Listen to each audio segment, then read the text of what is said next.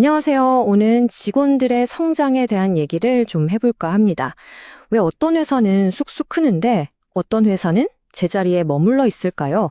SCI 리서치가 직장인 351명에게 직접 물어본 데이터가 있는데요. 그 데이터 속으로 한번 들어가 보시죠. 직원 성장의 진짜 동력이 뭔지 오늘 확실하게 알려드릴게요.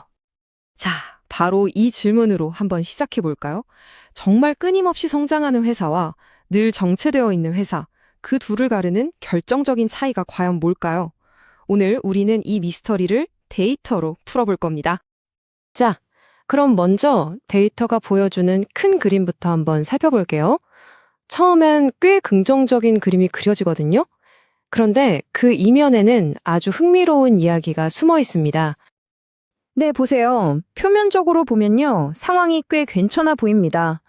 관리자들은 직원 성장에 관심이 많아 보이고 직원들도 지금 하는 일이 내 커리어에 도움이 된다, 이렇게 느끼는 것 같죠? 근데 말이죠. 이게 정말 다일까요? 여기서부터가 진짜 흥미로운 부분입니다. 자, 그럼 구체적인 숫자를 한번 들여다볼까요? 먼저 관리자가 정말 우리 성장에 관심이 있는지 직원들은 어떻게 생각하고 있을까요? 자, 첫 번째 숫자 49.9%입니다. 거의 절반이죠. 이게 무슨 뜻이냐면 직장인 거의 2명 중 1명은 우리 상사가 내 성장에 관심이 있다고 믿는다는 거예요. 이 정도면 나쁘지 않은 수치처럼 보이죠? 근데 여기서 진짜 주목해야 할 부분은요. 바로 저 잘 모르겠다는 응답이에요. 38.5%, 어마어마한 숫자입니다. 그러니까 상사가 관심을 갖고 있더라도 그게 제대로 전달되지 않아서 긴가민가 하는 직원들이 이렇게나 많다는 거죠. 자, 다음 숫자도 한번 보시죠. 57.8%.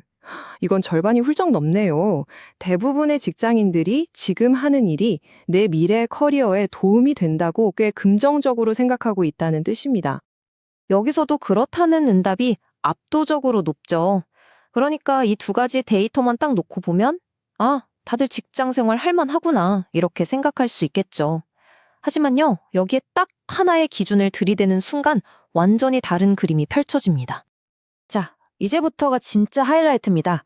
이 평범해 보이는 숫자들을 고성과 기업과 저성과 기업이라는 기준으로 딱 나눠서 보면 정말 깜짝 놀랄 만한 차이가 드러납니다. 직접 한번 보시죠. 보이시나요? 차이가 확연하죠.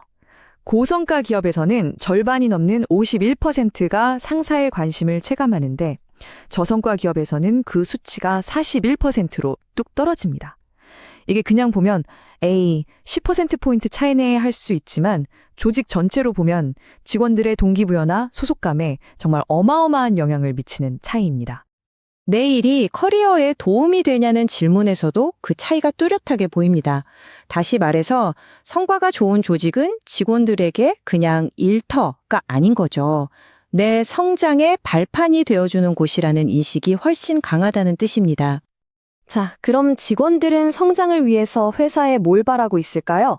여기서도 고성과 기업과 저성과 기업 직원들의 목소리가 완전히 다르게 나타납니다. 이야, 이건 정말 흥미로운데요? 보세요. 리더들은 저 멀리 미래를 보면서 디지털, AI를 외치는데 정작 실무를 하는 팀원들은 아니, 저는 당장 제일부터 잘하고 싶어요 라고 말하는 겁니다. 이 온도차 느껴지시나요? 이 시각 차이를 이해하는 게 정말 중요합니다.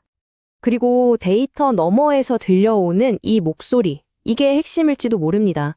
정말 많은 직원들이 성장의 가장 큰 걸림돌로 바로 시간 부족을 꼽았어요. 아무리 좋은 교육을 시켜준다고 해도 그걸 들을 시간이 없으면 다 소용없는 거잖아요. 자, 이 표가 사실상 오늘의 결론이나 다름없습니다. 왼쪽을 보세요. 저성과 기업 직원들은 교육비 좀 주세요, 사람 좀 뽑아주세요처럼 당장 버티기 위한, 말 그대로 생존을 위한 요구를 하고 있어요. 그런데 오른쪽 고성과 기업 직원들은 뭘 원하죠? 학습할 시간을 보장해주세요. 성장을 지지하는 문화를 만들어주세요.처럼 진짜 성장을 위한 환경을 요구하고 있습니다. 차원이 다른 거죠. 자, 그럼 이 모든 걸 종합해서 진짜 성장을 만들려면 뭘 해야 하는지 그 핵심을 정리해 보겠습니다. 성장하는 조직을 만드는 열쇠는 바로 이 세 가지입니다. 첫째, 그냥 형식적인 면담이 아니라 상사의 진심 어린 관심. 둘째, 그 누구도 방해할 수 없는 보장된 학습 시반. 그리고 마지막으로 실패를 두려워하지 않고 뭐든 시도해 볼 수 있는 문화. 이 세 가지가 갖춰져야 합니다.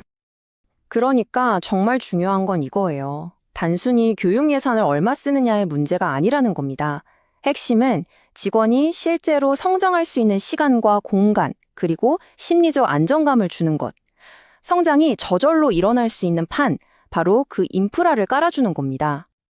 자, 마지막으로 여러분께 질문 하나를 던지면서 마무리하겠습니다. 여러분의 회사는 어떤가요? 단순히 교육비를 지원하는 데 그치고 있나요? 아니면 직원의 성장이 자연스럽게 일어나는 진정한 성장 문화를 만들고 있나요? 이 질문에 대한 답이 어쩌면 여러분 조직의 미래를 결정할지도 모릅니다.